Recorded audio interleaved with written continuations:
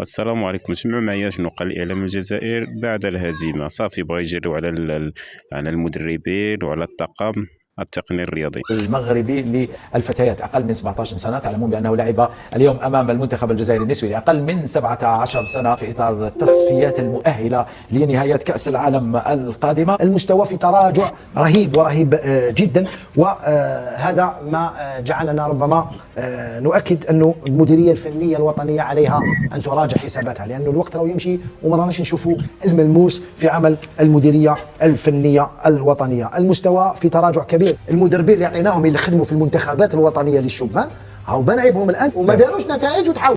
كما سمعتوا بغا يجريو على المدربين. اذا الجزائر شي نهار تلقى فيها تبون وصحابو صافي هادو ما تلقاو في الجزائر وعقلوا على هاد الكلمه هادي.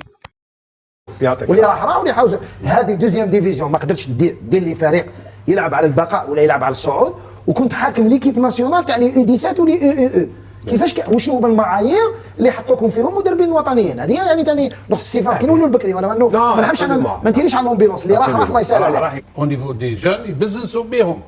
علاش النيفو ما كانش تحت الزيرو؟ النيفو هذا ماشي نيفو، ناقص كاتيجوري ماشي مستوى ناقص. المغرب عطاتنا درس من المغرب سبقت الجزائر. انا في المغرب كاين جوج لغات رسميه. علاش هذا الخطاب؟ الخطاب واخيرا واحد خرج بعقله قال لك هرب علينا المغرب، واخيرا فهموا باللي المغرب هرب عليهم ب100,000 سنه. خوتي العزاز، الصبر مع هذا القوم هذا. نتمنى تبارطاجيو واحد لايك. السلام عليكم.